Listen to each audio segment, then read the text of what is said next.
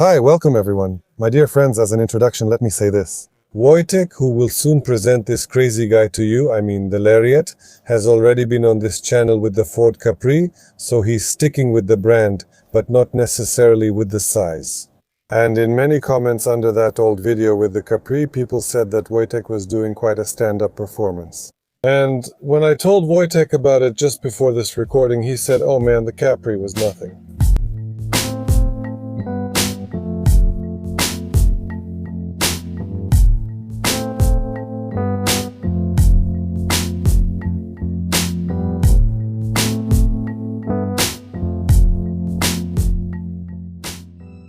Hi, I'm Wojtek.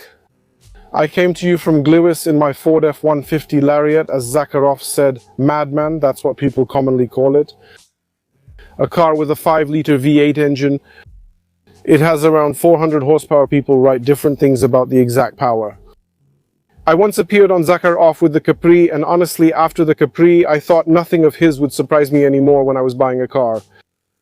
Until I got excited about the States and decided to make my dream come true last year. Basically, I bought the car at an auction in the States. I didn't win the first car, and the second car was this Ford. I actually wanted a long cab and a long bed, but it looked good enough in the Carfax report that I decided to buy it. So in the morning, when I left the house, the car had a price of about $200. The auction was at 3 p.m. I had it set and I thought, no worries, I've got it, because that's no problem, right? At 2:30 p.m. I get back home and people had already bid up to 80% of my budget. So of course, without telling my wife, the budget went up a bit so I could actually buy the car. In the end, I bought it within the original budget. I'm sitting, run to the kitchen, my wife is working nearby. I say, honey, we got it, we bought the one we wanted, it's amazing. That friend of mine who's supposed to bring it over, did we win? Yes, we won. And then a message comes in, but it's acceptable. Damn, how? So I'll write to him. And what does that mean? What does it look like? Relax, in a few hours it'll be sorted out. You might just have to pay a little extra and it'll be fine. So one day passed, then another, and still no news. Eventually I started asking about it and he wrote to me, you know what? I think something's wrong. I don't think they're going to release it. It's taking too long. Suddenly, after an hour, it was the 1st of November, I have a car. Sold. Damn. People want to visit the cemetery, but I'd rather be online looking at my car. Still, let's go. I'm texting him from the cemetery on my phone, asking how much to transfer and to calculate it so the family doesn't see. Done. He sent me the amount. When he wrote it to me, I understood that I should add amount B to amount A and send it to him.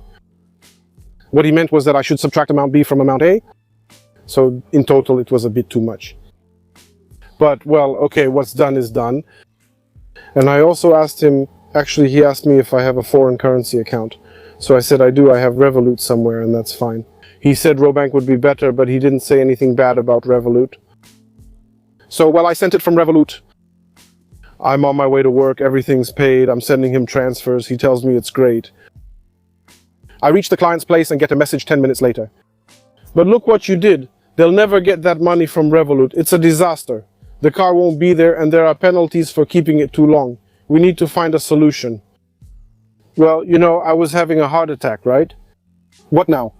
One thing, I know money. The other thing is, what am I going to tell my wife? Who I spent a long time convincing about the car?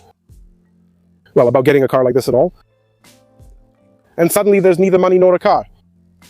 So then what? Well, I went back home. And the first thing I did was message Revolut banks in the States, all of them.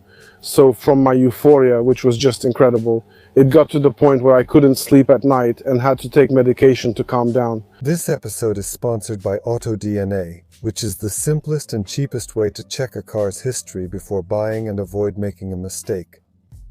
For literally just a few zloty, you can be sure that the car wasn't in an accident, wasn't stolen, and doesn't have a rolled back odometer. And it also works for cars from the USA. It's like inexpensive insurance against losing a lot of money. So before you buy a bargain, a gem, a beautiful, well-kept car, check the VIN number and review the AutoDNA report. For peace of mind and to avoid a nasty surprise, AutoDNA PL, you'll find the link in the description. After 3 days, I messaged him for updates and he replied there wasn't any news.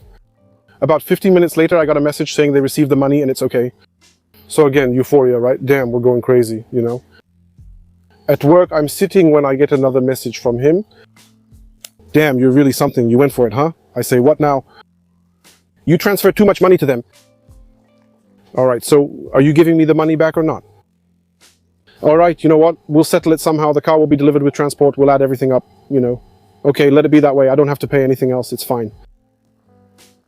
I'm sitting there. A week goes by, then two. No car, nothing. It hadn't even made it to the port. I started asking questions. It left late because I bought it on the 1st of November and it only set sail for the Netherlands sometime in December. So as it was making its way to the Netherlands, it arrived about 2 days before Christmas.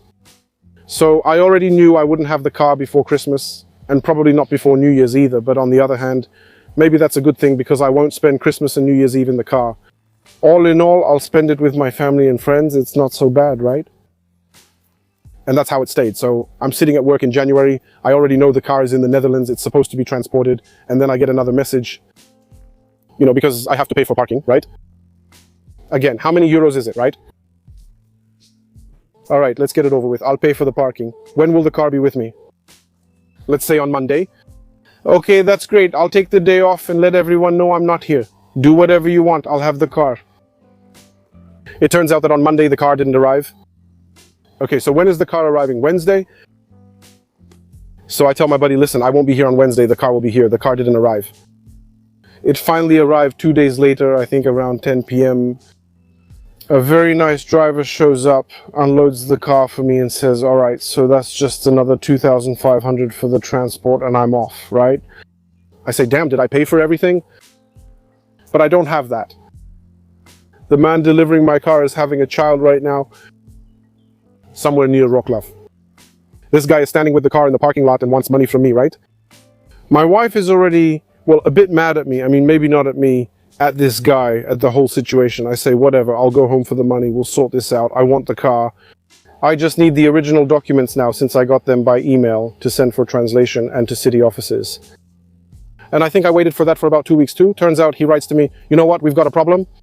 The car is parked in Gliwice and he told me it was sent back from the Netherlands as a passenger car. I think actually it's not bad. I paid less excise tax. It's fine, yeah. The documents arrived, lights were modified, and I went to the Gliwice city office. I submitted the papers, but the lady said she couldn't register it without the excise tax. I say there's no excise tax on it because it's exempt from excise tax. The bed is longer than the cab and it doesn't have excise tax. It just won't have it because that's what the regulations say. That's the rule. No, she insists on the excise tax or won't act. We have 2 offices. I went to the other one. Exactly the same situation. No, I found out that to even get the excise tax exemption or payment, I need to have a document from the inspector stating the dimensions of the car, the distance between the axles, all that stuff. Of course, I measured it myself. It's January, 0 degrees. What else can I do? I'll just sit by the car, right? So I went to the inspection station near my house and I said to the guy, you know what? I have this situation where I need to get these measurements done so I can deal with the excise tax, maybe get an exemption. Yeah, I had to do it myself. No problem. Just bring the car with the red plates and we'll handle everything. I don't have red plates because they weren't given to me. We won't risk it or do anything. He can't come to the inspection station. No chance. I drove everywhere until finally one inspector took pity on me and said, bring the car on a tow truck, we'll check it, I'll measure it and give you the paper. I called the tow truck driver and he asked what kind of car it was. I say, you know, it's a little pickup from the States. It's not very long, just over 5 meters, not heavy, around 2 tons. All right, I'll come in the morning at 7. I say, okay, come at 7. And he showed up with some tiny truck, seriously. He drove my car onto that tiny truck. The back was sticking out way past the tow truck, and it turned out he couldn't even raise the flatbed, you know, because the car is too heavy. Finally, somehow he managed to lift it up a bit, so we're driving, you know. We drove in and handled the measurements. All right. So what? Unfortunately, I had to go to Rybnik to apply for the exemption, or rather deal with the whole excise duty issue, because that's where I'm registered. So I took pictures of all the damages it had, and then I went to Rybnik. I left the papers there to deal with the whole excise duty issue. The exemption, because I wanted the exemption so I wouldn't have to pay the excise duty. I went back home. What else could I do? It was 0 or maybe 1 degree, which is warm for January. So you can, I don't know, fix the bumper, right? You can work on the radio or something. I started working on the radio because I bought myself a programming cable. Everything's fine. YouTube will show you, right? The flash drive updates the radio turned completely red, error, that's it. I'm sitting there, oh damn, right? Saturday. My parking spot is about 200 meters from my house. Seriously, 10,000 steps that day, home, car. I was just running around with flash drives like that. I turned on the radio. It was already fine. I chose to change the language and make similar adjustments. I did it. It works. Everything is just great. The mirrors fold in, I set them up myself. The cornering lights activate when I turn. It's awesome. What else could I mess up? A lot. I see a camera. What is the camera for? There must be lane assist, for sure. Maybe there is. I found it, but it didn't work. When I started setting it up, I lost cruise control. If one thing worked and another didn't, I couldn't rest. After nights of research, the cruise control returned. Interestingly, my rear camera didn't have guidelines. My friend, the mechanic, couldn't turn them on, and she really knew Fords. While fixing cruise control, I somehow made the rear camera guidelines appear. They work, but I'm not sure how. In the end, I managed to register the car. Of course, I paid the excise tax. Because it turned out it's a passenger car and I have to pay the excise tax. Because if it was classified as a truck, I wouldn't have to pay the excise tax. But since it's a passenger car, I have to pay it. You know, at that point, I just wanted to pay for everything. I'm going to drive it. I once asked the guy at the office if my car was just a very expensive flower pot with wheels in the parking lot. I couldn't do anything with that car. And how long can you keep messing around in a parking lot? The guards were already fed up. And I just couldn't take it anymore. I was at the car every day, right? It arrived with enough fuel for about 300 kilometers, and by the end of January, it was down to 15 kilometers. I didn't have anything, right? Everyone was coming. Friends, all of us went to the parking lot. My brother arrived, and we were burning rubber everywhere, even testing sport mode for 200 meters. Like idiots, in the snow. But it was a ton of fun, right? Later, I decided it was time to fix a few things too. It was damaged in the back. In the States, I think the marks are still there. It had a damaged bumper, the bumper. I bought a bumper, which is amazing since it only cost me $2,500 completely with all the components. That's an awesome price. I was surprised when the guy told me he'd include shipping in the price and send it to me by freight. The bumper? I said to my wife, oh, it's because it's long. A guy came to me Saturday. Everyone's going out to a birthday party. My goddaughters. Then this guy calls to say he's bringing the bumper. So what can you do, right? I mean, I'm not going... So, the bumper. And the guy came with the bumper. He takes it and asks me, where do you want it? I say, just in the garage for now. Will you move it? Yeah, I know it's long, but I can handle it. Sir, it weighs 30 kilos.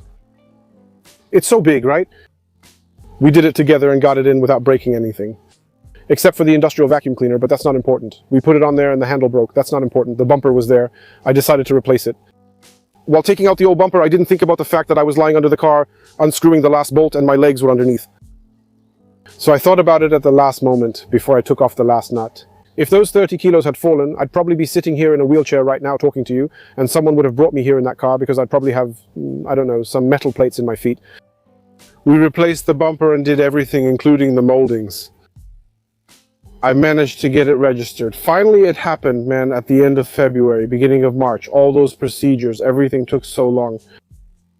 But it's here, it runs. I rev it like crazy. At first, I was like, no way, man, why would I need LPG? It's going to use a lot of fuel anyway. But I like how its exhaust sounds a lot. And with 100 zlotys, I go to my friend's mechanic shop, right? It's 20 kilometers one way, and I come back with no fuel.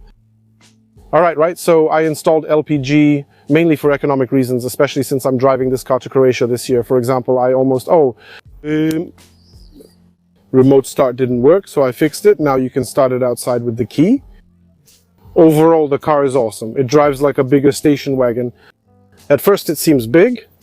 Later, it's great. I can drive into all the little streets. I went to some friends by the sea to help them with a few things. It only took me 3 tries to get onto their property. It wasn't that bad. There was lots of laughter as people stood with cameras, waiting to see if I'd crash into the hotel entrance or knock down their gate. Unfortunately, they didn't think it through. I don't know. Here, it's just a bit poorly thought out when it comes to the size of these vehicles. But yes, if I come to my apartment block and park, for example, by the sidewalk, then no one will be able to get out. If there's a spot in the parking lot, I park at an angle and take up 3 spaces. I don't really fit either way. I keep it in a guarded parking lot because eventually someone would get angry and I'd find some weird stickers on my car, so I have to keep it there. There's no space. But yeah, I drive it normally. It's my typical daily. I can fit everything in it. It's great. A car like this, in this condition, with this equipment version from this year, with everything that's been done to it and so on, can cost even 60 or 70,000. Differences in general in Poland. In Poland, it's 120 or 130,000 for a car. You could import one for 60 or 70,000. It's possible, but very risky. You send money or see run and drive. To me, that means they check the car by starting it with a jump starter and moving it slightly forward and back. No, but you don't know how the transmission, how the suspension, how it's going to look, how it's going to work, and whether there are, well, hidden defects. Here you see the car you're buying the same day, with diagnostic stations available. You send money to the States where you might not get it back. They could lose it. I don't know what I'll get, maybe nothing, a refund or even a parking ticket. There was so much stress that for those 2 days when all that craziness was happening, my wife slept with our 2 boys and I slept alone in their room. Because I just didn't sleep at all those nights, seriously, 1 in the morning and I was still up the whole time, Going from bank to bank, reading regulations, unsure if they'll get it or not, and reading what people were saying about whether they'd sent it. Constantly, non-stop, lemon balm tea, some pills, something like that. I come to work in the morning, half asleep, and start monitoring. And Wojtuś came, right? He said, come on, get yourself together, right? You can't go on like this. It only came back after 3 days, back to normal. Like I said, the engine is a 5-liter. The engine is basically reliable as long as you take care of it. Change the oil often, like they say in the States, around 10,000 miles. I change it every 10,000 kilometers. The oil isn't expensive at all. Iridium spark plugs, well, obviously, especially with gas, they wear out more often. But for example, the cost of all 8 iridium spark plugs here is 360 zlotys. So overall, it's a very small expense for a car like this. A very good engine, proven over the years in Ford vehicles. So replacing things like that, in general, the car will really reward you with long-lasting performance. Ford claims that they can last up to 400,000 miles. The car's fuel consumption during normal driving, let's call it that, when you're gentle with the gas in mixed driving, is up to 17 liters. That's what I'm getting on LPG right now, about 16.5 to 17 liters. When I drive a bit faster sometimes, like when I'm in a hurry, it can use 18, even 18.5 liters. As for the interior, it seems typically American to me. There's leather here, generally a lot of plastic and a huge amount of space. The 2 seats are super comfortable. There are versions here with a middle seat and then the gear shifter is right here. As for the equipment, well, heated seats, ventilated seats, a nice infotainment system. It has a subwoofer installed, so when it comes to that, it's really great. When it comes to storage compartments, for example, there's a huge compartment here. You can fit a laptop and more, but for example, the compartment here isn't that great. It's pretty small, but it is what it is. We have a sunroof here. The versions with the long cabin have a panoramic roof, garage door control. Here we can program it and open up to 3 gates if we set it up somewhere. There are cars where you don't have to worry about whether someone who's 2 meters tall will fit or not, and the F-150 is definitely one of them, a massive vehicle, not just on the outside, but on the inside as well. After I sit down here, there's still this much space above my head. I've also set my driving position properly relative to the steering wheel, electric seat adjustments, electric steering wheel adjustments. The steering wheel itself is huge, by the way. And well, it's the kind you'd expect in a work truck like this in the States, which isn't cheap, so they have to give the driver something. So it's not plastic, it's leather, but it's the kind of leather that's comfortable and soft. Well, it's a work truck. There are also some stitches here and there, kind of, I don't know if it's more like fake leather or real leather, I don't know, but the rest is all plastic, and if you pull on it, it creaks. So, we've checked it. The American origin is confirmed, approved.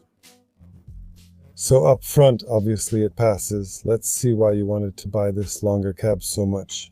My dear friends, I've already finished making fun of everyone here, saying that I should just lie down in the bed. Listen, there's a lot of space in the back. Look how much room there is from my shoes to the floor, so I'm satisfied, ladies and gentlemen. No, but seriously, that's exactly why we have just a little half seat in the back, so only half of a worker can fit in. I don't have any space here. And getting into the back, well, with rear hinged doors like this, honestly, it's not that great either. Comfortable and versatile for every occasion? Because you can't open the rear doors without opening the front ones, just like in every car of this type. Which can probably be either better or worse in terms of organization, but more often it's worse. Anyway, yes, we had to look for a long cabin. When it comes to the bed, my main requirement was that it had to be a 6.5-foot bed, which means it had to be 2 meters long. Unfortunately, I need that kind of bed for work, even though we generally don't drive this car every day, but just in case I need exactly that kind of bed. Overall, the bed is quite convenient for transporting things. You can even open it with the remote. For a lazy person who can't lift their leg very high, we have a step like this so you don't fall while getting in, and we also have a handle. This is in the Lariat version, so you can climb in comfortably and if needed jump out without knocking your teeth out or dropping everything you brought in. Here we have some LED lighting in the bed, side handles, all the things you need to safely transport cargo so that nothing moves around. A retractable cover. It already came from the States with it, which made me really happy because I can keep some things in there and they won't get rained on and no one can take them out. So it's a pretty cool feature. There's not much to say about the bed. As I mentioned, there's an easy way in and out. There's one thing I'm missing, which is a 12-volt socket, because there isn't one in the bed, at least not yet. It'll be there in a week or two because everything for it has already been bought, so the socket will be installed and it'll fulfill all its intended purposes. It'll be complete for me and that's it. Unfortunately, the tailgate no longer closes electrically, but it's not heavy. You can work out your biceps a bit a few times a day, but it's not a big deal. And generally, when it comes to the bed with a car like this, well, apart from the huge bumper, that's it.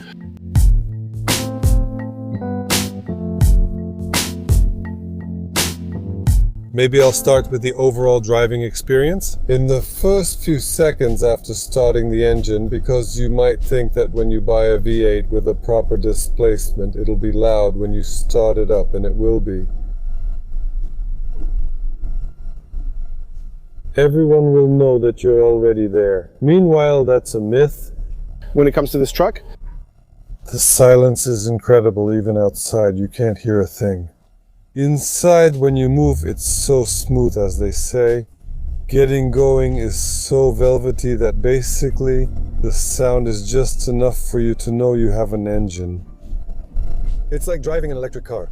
that's what throws me off on the highway. I'm driving at 120 or 130 holding the gas pedal. It's so quiet, and for example, when I want to overtake something, I press it gently and I don't hear the engine, so I press it harder and harder, and then it drops from 6th to 3rd gear, goes full hellfire and takes off, right? And every time everyone is sitting there and, for example, my wife says that, stop. And I say, but you know, but honey, I just pressed it lightly. Stop. It got louder. A little bit. But something changed in it. And it holds the gears longer all the time, right? Yes. Amazing, right? I also have something amazing. I'm not saying I don't, right?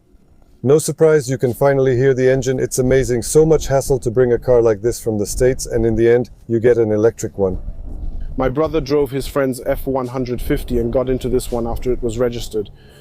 We were driving around his place and he kept pushing it just all the time, and he says, man, the previous one I drove didn't drive like this. What did you do to it? And I said, nothing, Lukasz, nothing. That's just how it is, right? That open air filter definitely gives the engine a bit more character, the way it sounds, but when you really push it, it's just awesome. For the first few days, I drove through every tunnel I could find at night, windows down, just to hear how it sounds, you know? Intense. And this one is just like that, and I expected it would be different. Something more raw. A bouncy pickup truck. That was built that way.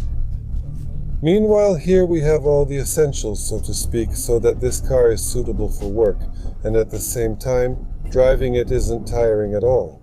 There's real fun in driving it. It's very comfortable to drive. I think obviously 2 meters in the back, a person, I mean, it's also that the seat was pushed very far back, so of course it's not an ideal place for such a person. But somewhere, if you see the person who's of course 1 meter 76, 1 meter 80, I think it's quite comfortable. Today I had actually 2 adults in the back and it was very comfortable. Everything was perfect for everyone. Oh. We were supposed to give in. Excuse me? We were supposed to give in. I tied the bag, honestly. You know what? I did it because Tomek was still recording us once I saw how sensibly he drives. At least on a, asphalt road. For now, I just felt like trying a more aggressive maneuver like that, and I honestly said, Why is this the gas? honestly, yes. Honestly, the moose test didn't go badly. No resistance on the steering wheel one way or the other.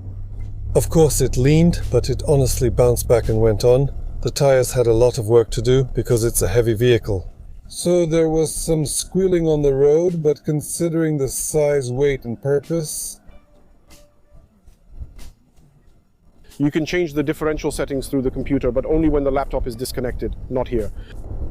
The differential settings, right? From eco mode, more normal, which is more for towing, and then for more sporty driving.